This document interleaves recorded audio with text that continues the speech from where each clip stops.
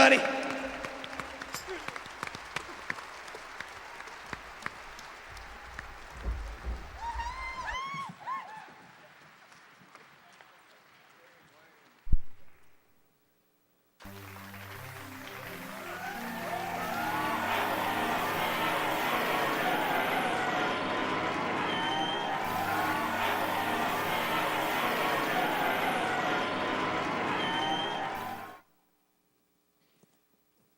Well, Wayne, I got pretty excited when they told me I could talk about only things an accountability partner would know.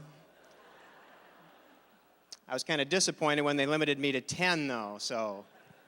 And you don't have to worry, only half of these are true, and they won't know which half those are, so you can just relax. Just you and I will know that, so. Here they are, number 10. Wayne was seen exiting a parked car with steamed-up windows. He claimed he was praying in the car with his accountability partner. I have no idea what that one is. Number 9, he has an interest in rare cars. You know, a rare car like a 1998 Bonneville. Yeah, that's a beauty.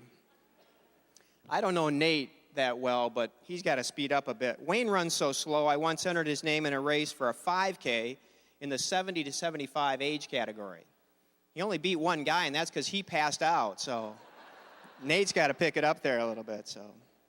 And then the 10-10-80. Wayne has limited ability with finances. When he first heard about the 10-10-80 plan, he thought it was a new Michigan lottery game.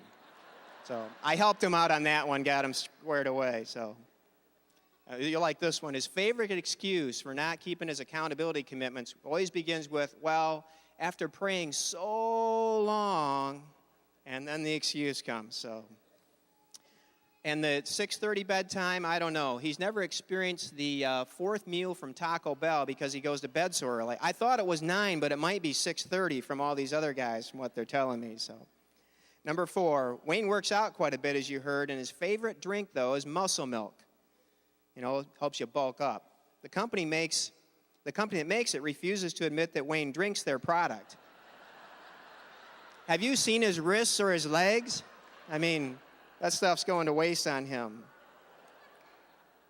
Number 3, his computer history records show the most frequent activity on Friday nights, and the site most visited is easysermonsfortomorrow.com. So.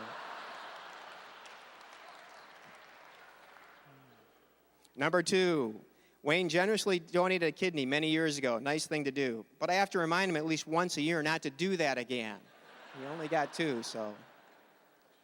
And the number one thing that only an accountability partner would know about Wayne is his secret passion is volunteering at the Humane Society to work with dogs, so.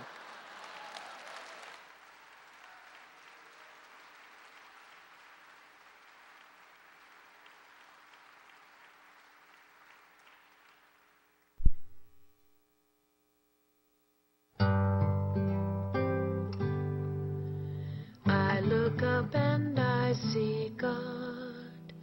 I look down and see my dog.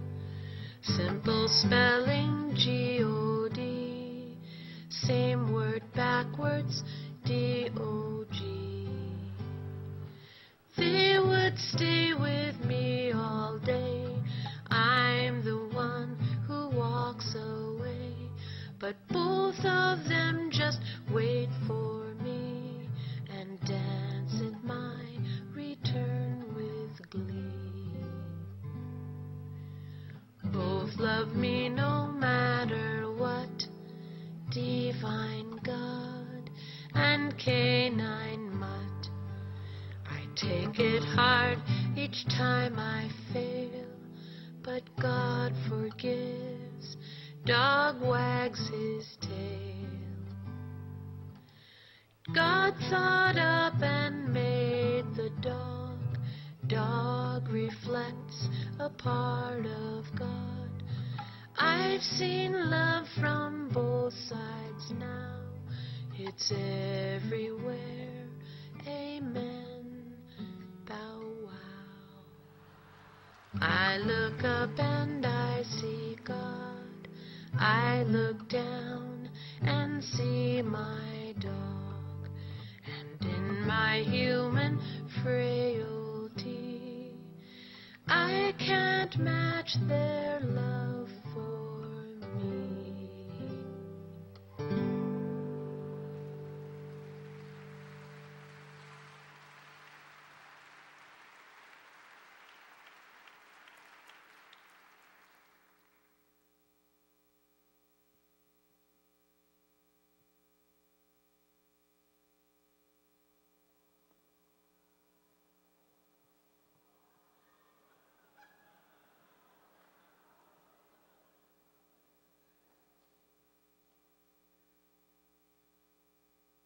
I'd like to invite Wayne and Jan to join us on the stage here for a special presentation.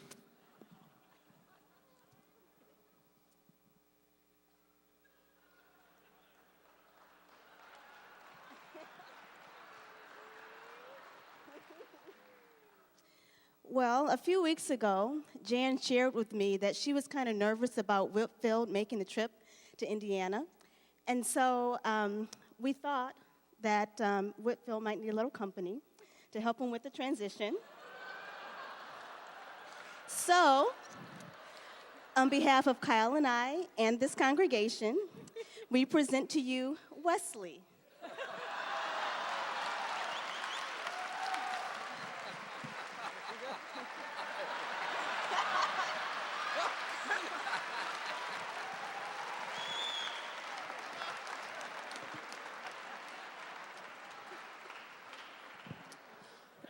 Enjoy.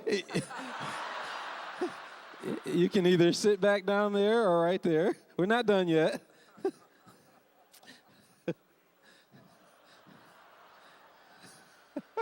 Isn't he cute? He's asking for the baton back. Well, speaking of dogs, I remember it was a few years ago when I was in seminary. I was away in Kentucky, and Petra and I were thinking of coming home for a holiday. But I was talking to Wayne, and I said, I don't know if we'll make the trip because we would have to find someone to babysit our dogs. We don't know if we'll be able to find a dog sitter for our black lab and our toy poodle. And I knew that Wayne must have really wanted us to make the trip because as I was talking to him on the phone, he said, "Oh, if you can't find a dog sitter, don't worry, I'll watch your dogs for you." And I told Petra that, and Petra said, "Wayne?" She said, "Wayne don't even like his own dog. He wants to watch our dogs."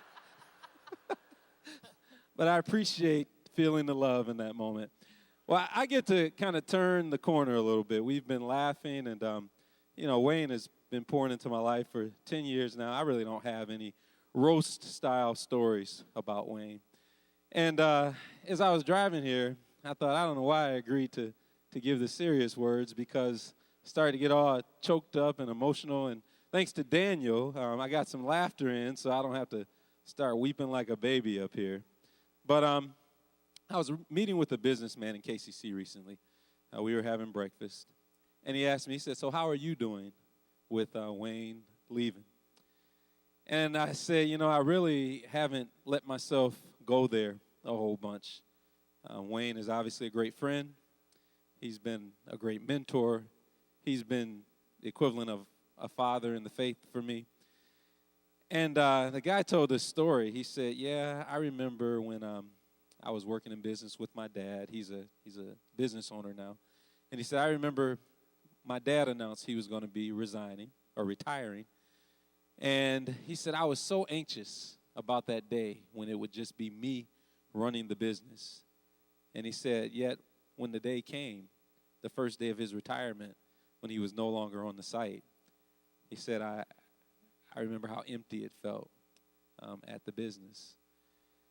And, of course, that started stirring all of these emotions. I am so excited about January 1st. But, Wayne, I'm going to miss you. I'm going to miss being able to walk down the hall and just kind of pop my head in and ask you for advice. I'm going to miss being able to just say, hey, do you have time for a cup of coffee over at Kava House? And that's where we went, and you spoke into my life about this next assignment for me. I'm just